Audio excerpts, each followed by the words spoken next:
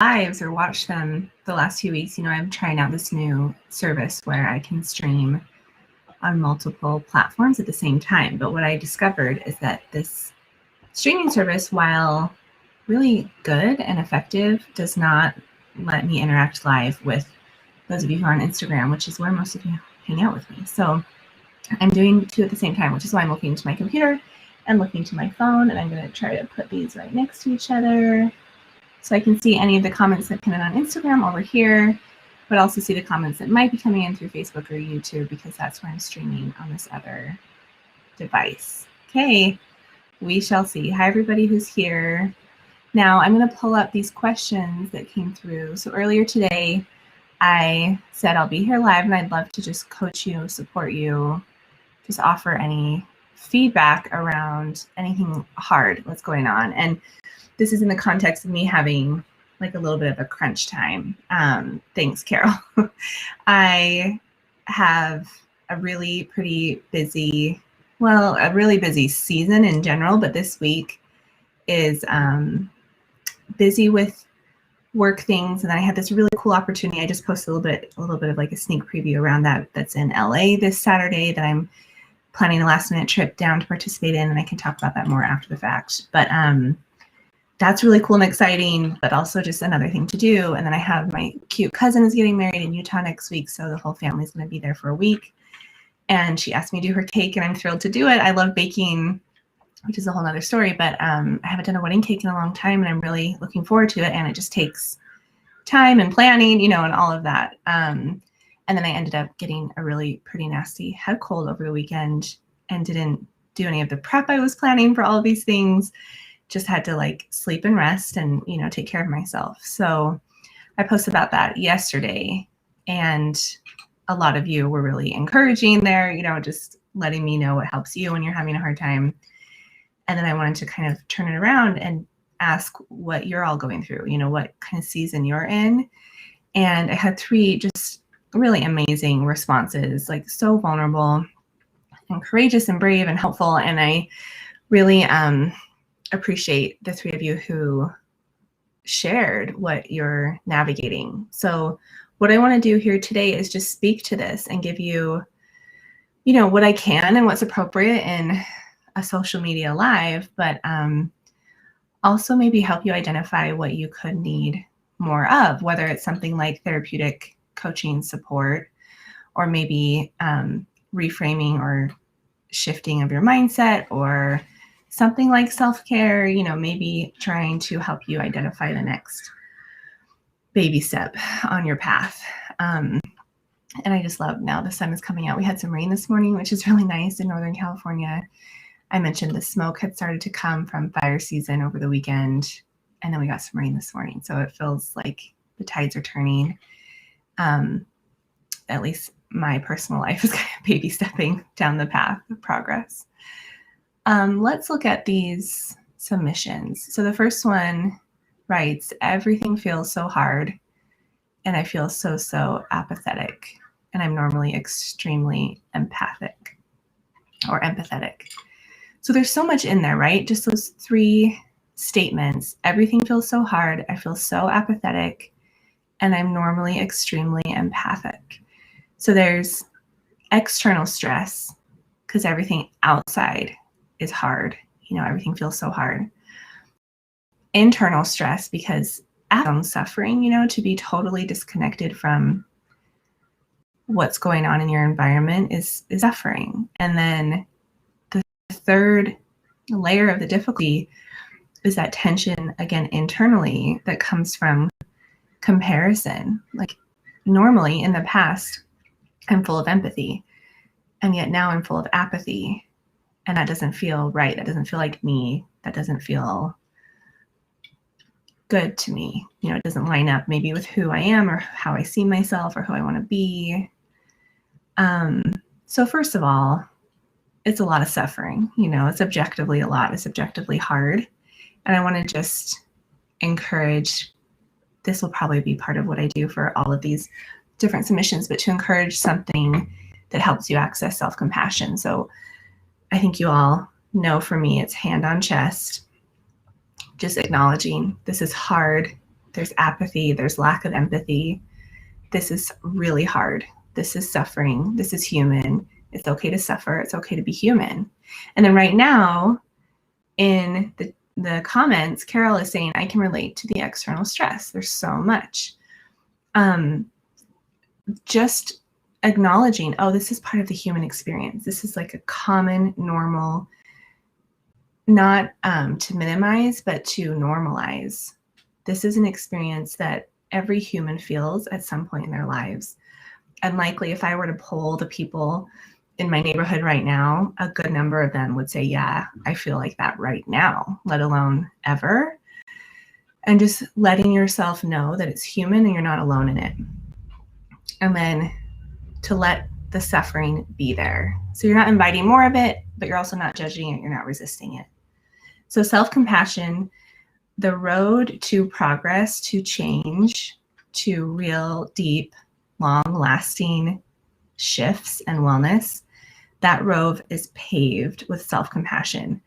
It has to be.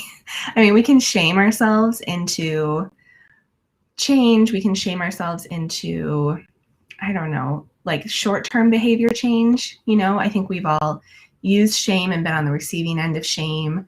And especially if we look at kids, like we can like, what are you thinking? You're so dumb. We can kind of like come at them and they'll stop what they're doing and not do it again, at least for a few minutes. And that feels like control. And it is change, but it's very temporary and it's based in shame, right? But if we come at it with compassion, which like kind of goes and has to go hand in hand with acceptance, then the change is slower, but it lasts. It's not as immediate, and the behavior doesn't go from exactly what I don't want to exactly what I do want, but it does start to make moves in that direction. So again, it's a slower process, but it's much deeper, much longer lasting. So self-compassion, hand on chest, everything feels so hard. I feel so apathetic. I'm noticing this lack of empathy, that tension, all those different tensions, the layers of tension are really uncomfortable. There's so much suffering. It's human to suffer. It's okay to suffer. And then my question for you, kind of the next thing to identify to the person who submitted this, and I'm going to keep these anonymous just in case, I don't want to violate anyone's privacy without having like explicit permission to do that. But for this person who submitted this, the next question I want you to consider and keep in mind is, and this is intuitive, this is gut. What does your gut tell you? Do I need more grace or do I need more grit? Do I need accountability and some really gentle, loving guidance? Or do I need space and time to simply be apathetic? And maybe part of that is, can I let go of demonizing apathy? Can apathy be a neutral emotion, just like joy or empathy or difficulty or anger or sadness? Can it simply be another experience in this human life? And can I let it be here because it's here and trust that it will go? And that's kind of the grace version. Or do I need some grit? Do I need some more proactive steps? Am I craving action taking so that I can actually start to create some compassionate change? And so that's the next question. And then whatever your answer is to that will help guide the steps after that. But just like gentle, gentle, gentle, no matter what your answer or your instinct is. Okay, let's go to the next submission. All right, she says, I want to find peace in financial situation and need to work much more than I planned. So finding peace in a financial situation. Money is so emotional and it's so like, it's tied to everything, right? Everything we do, every decision we make is affected by money. And I don't think that's like right or wrong or good or bad. It's just the world we live in, especially in this capitalistic country. It's a world, this earth culturally, societally really favors the wealthy, and there's a lot of privilege there, and all of that. But it's also just part of the deal. Like if we want to eat, we have to have money. If we want pretty much anything that we want in this life, there's some sort of financial connection there. I wonder, like, if we look underneath what you're saying in the submission, I wonder how you feel about the fact of money being part of our everyday lives, because I know for me, I used to say like, oh, I hate money. I just wish it didn't exist. It would be so much better if we could just like have what we need and not have to worry about pricing and budgeting, and all of that. Like I really used to like actively hate that reality that we all live in. And I wonder if any of that is there for you, or if you feel peace about money in general, and it's really specific to this financial situation, which it sounds like includes you working more than you'd planned. So it sounds like you're the breadwinner or more of the breadwinner for your specific life than you thought you would be. I'm guessing you're married and there was a plan for you to not work as much and for your husband, I'm guessing from your profile picture, partner to work more than you, or maybe earn more than she is earning now. And so you're needing to work much more than you planned because you're needing to earn money that this other person isn't earning. Okay, so I'm kind of reading between the lines. So A, do you have peace around the realities of money in general? Like, do you feel empowered as a person in the world who is not off the grid and not like hunting and gathering? Do you feel at peace about the reality that money is connected to everything? How do you feel emotionally about everything that has to do with money, budgeting, planning, work? Another piece of it too is needing to work much more than I planned. How do you feel about work in general, right? So I think part of what's going on in your head is if I could work less, the amount I wanted to, and if we still could make as much as we are or more than we're making now, then I could find peace. I would feel better, feel happier, fill in the blank.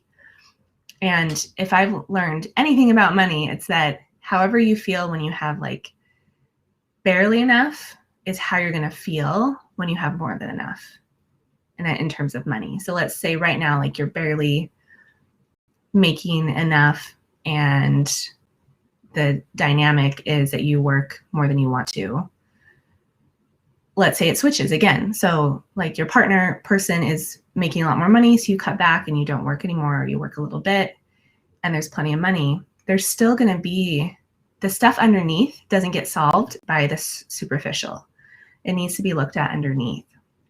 And I know this is like a 2-sentence thing. I don't know you. I don't know what's going on in your relationship, or I don't know what kind of numbers we're talking about, right? I know like if we're talking about poverty, that's very different than like somewhere in the middle class zone, so there's like lots of unknowns here. And again, in general, what I've learned is that however you feel at a certain level of income is how it's just going to be, it's just going to expand at a higher level of income. So if you're like anxious about money, and again, you're not in poverty, right? But you're above the poverty line, you're like bills are taken care of, food on the table, there's stability, you're anxious about it or nervous about it or not at peace about it. If there's more money, then that stuff just amplifies. There's more anxiety, there's more stress. And I know because again, we have this like wealth bias that it feels like, man, if I had that much money, or if I could buy what she could buy, or if I had that house, then, everything would be great. I wouldn't have any complaints. And it doesn't work like that because it's an internal job. It's not external. It's not about the dollars. And then same to this situation, like you're working more than you planned. So let's say overnight that changes and you're not working anymore, or you're working, 10 hours a week instead of 30 or whatever it is. Whatever's going on internally is still going to find its way to the surface because it still hasn't been dealt with. The external cannot fix the internal. So what internally is really hard about this? What meaning are you making of it that is that is causing suffering. Again, I want to emphasize self-compassion. Be so kind to yourself. When there's resistance, you're saying, I want to find peace, so you don't have peace. There's resisting of the reality. Then that's suffering. So meet that suffering with self-compassion. Be so kind and gentle to yourself. And then also looking under the surface. Why am I so upset about this financial situation? Like, what's going on there? I wonder, being really curious. And then what does it mean about me? Especially if you're a wife, if you're a mother, if you're an LDS wife or mother. I'm just shooting in the dark because I know a lot of you who follow me here on Instagram fall into those categories. And I could be wrong. So, forgive me if I'm just like guessing wrong. But if you like fit into any of those maybe conservative religious cultures, even just America in general, depending on the region, there's a heavy bias towards stay-at-home motherhood. But again, especially in the LDS culture, Mormon culture, are you subscribing to that, right? Are you saying, or is there something in you that really agrees, that resonates with, if I'm like a good mom, I need to not work as much. Or if I'm a good wife, I need to not work as much. And then flip it. If I think it's a guy in your picture, I think you're married and it's a husband, but is my husband like not a good provider if I make more than him? Or is he like not a good dad, right? If he's home and I'm the one who's working, like whatever the scripts are, you get to be very gently curious about them and find out what meaning is fueling the emotions and the lack of peace. So my question for you, my next kind of prompt for you, the next step for you to consider is, what's going on for me under the surface? And if you can find peace there, then you can find peace with any external situation. Okay, last one. I'm struggling with my faith. It feels so scary. Having a hard time finding middle ground. Okay, so self-compassion again. I have to reject a call. Okay, reject the call. So with a faith struggle, self-compassion, any sort of like real existential, like defining part of your life. And some people will say that that's their role as like a spouse, right? Or as a mother or a parent, or for me, right, as a therapist, like to leave the job of therapist feels like an identity crisis if that were to happen. So I'm struggling with my faith. It feels so scary. Hand on chest, so kind to yourself, right? Fear is suffering. Suffering is human. It's okay to be human. Having a hard time finding middle ground. If you're having a hard time finding middle ground, I'm guessing it's probably just that you're not ready to be in the middle ground. Like you are not there yet, And I know I talked a lot about this in one of my lives. I think it was in the spring, called Planning to Leave So You Can Choose to Stay. And if we plug your example in here, if you let yourself really explore what it would mean to leave your faith, like plan your exit, what would it mean? Like what kind of time would you have on your hands? What kind of options would open up to you?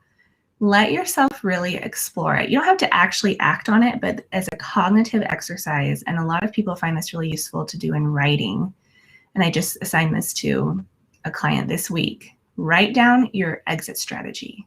What will you do? How will you make this work? Who do you want to talk to about it? Who do you want to tell? What feels hard about talking to certain people? Like really thinking through and kind of feeling through that experience, and make leaving a real option. Because again, with these like really deeply identifying roles, whether it's a member of religion, a member of a family, a member of a marriage, a member of a community, or a field, any of that, to leave can feel so scary that we won't even let ourselves look at it. So again, without knowing like where you are or how everything else is going on in your life, I know in general it can be so soothing to face the fear, and so much more empowering than it actually is scary to really look at it. Like, okay, if I didn't go to church on Sundays, what would I do with my time? How can I predict that would feel? If I didn't wear what I've been taught to wear my whole life because of this religion, what would I wear? If I'm I'm kind of making assumptions around LDS, but it might not be exactly the faith you're referring to here. But like if I start to kind of break some of the rules that are assigned to me from this religion, then how would that feel to me? And how would I navigate what that might bring up for me internally and for me in my relationships externally? But just planning, like almost like daydreaming, and maybe writing it down. Maybe you're sketching it. Maybe you're talking it out with someone you really, really trust. But taking the pressure right now off of finding the middle ground. So here's what I see in a lot of faith transition, faith crises cases, with clients that I work with, is that so many people start at this end of the pendulum. The pendulum is over here, and this end is born and raised in their religion. There's family of origin expectation and pressure, whether overt or covert, the pressure is there to stay active in this religion and to raise their own children, raise another generation in this religion. And for the most part, people that I work with are at this end of the pendulum and act like they want to be there. They're, again, following the rules. They're kind of ticking through the checklist of things to do in this religion throughout their lives that helps them feel like they are choosing the things they've been told they need to choose, and they're doing, quote unquote, the right thing. And then starting to even think about, maybe I don't quite believe this. Maybe I don't agree. Maybe I don't want to participate in the same way or at all anymore. That just opens what often feels like a floodgate, and the pendulum just like shoots to the other way. And you know how a pendulum works, right? It goes from one extreme to the other. It doesn't stay there. But even just what can be a split second in the grand scheme of things can feel very, very long to be over on this extreme. And that, I think, is where you are right now. Struggling and swinging over here, but trying to be here when really you're up here. So again, let yourself be where you are. Like, let yourself be scared, let yourself struggle. And if it feels good for you, of course, you don't have to do this, but the next kind of step, the question to ask yourself and explore the answer to is, like, what if I didn't do this anymore? How would my life be different? And then you can expect the pendulum to find its way to the middle. Now, I want to be clear. I don't think at all it's fair to predict, like, you're all in, you think about being all out, and you end up somewhere in the middle of activity, which means you participate and you're still connected, but like it's not as intense, whatever. I don't know what it will look like for you in terms of actual participation or membership in this faith. But what I do know is that emotionally, when we're over here and we let go, we need to hang out over here. Like, we can't expect the pendulum to be let go and then just stop here. Physics doesn't work that way. We need to be able to give it time. It needs to have time to kind of settle in. So maybe watch my IGTV around planning to leave in order to actually choose to stay, because if it doesn't feel like a choice, then we'll always struggle. If it doesn't feel like something we can own really outright, then it will feel like a struggle. And when I say it, again, church membership, marriage, your decisions around how actively involved you want to be as a parent. That's something we don't talk a lot about, but just because like we had our children does not mean it's not a choice to actually raise them. And I know there's like a lot of shame that can come up around that, tons of guilt, but we also need to look at the reality that there are people over the world, like every day, who make the decision to leave their children and let them be raised by other people, whether it's placing them for adoption or transferring custody to family or friends, or leaving them with the other parent. Sometimes it can be called abandonment. Sometimes it's not. It's complicated, but there's every single role that we have, we get to decide if we want to stay in it. It's a choice every single day. And so if you're feeling a struggle with what to do and you're used to being at one extreme, it can be really helpful to choose the other extreme. And I'll use myself as an example, and then I'll wrap up. I talk about this in that IGTV around deciding to leave in order to choose to stay, or planning. I think it's planning to leave in order to choose to stay.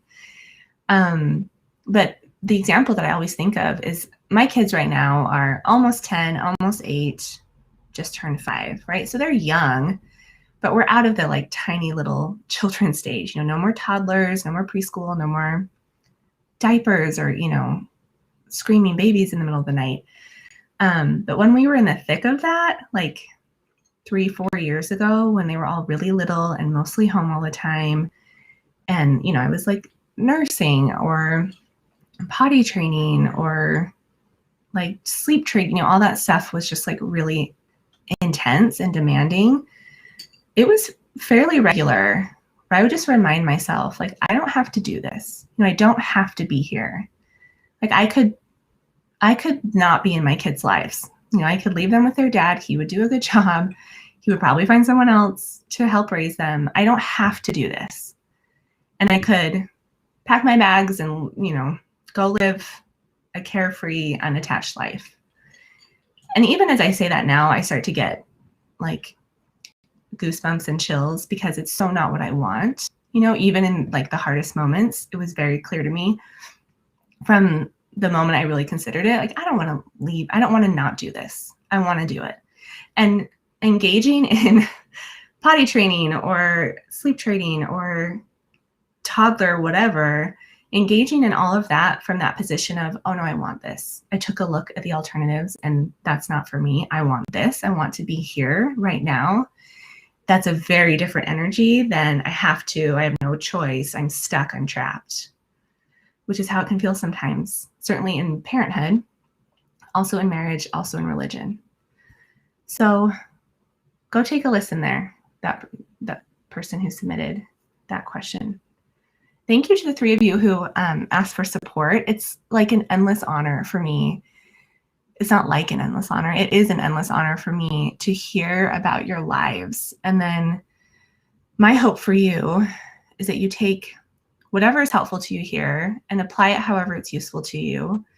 Please give me feedback if I totally missed something or put my foot in my mouth or, I don't know, was insensitive, uneducated, privileged. Like, please help me see it. And I promise to stay open to that. And if there's anything else I can ever do for you, don't hesitate to ask.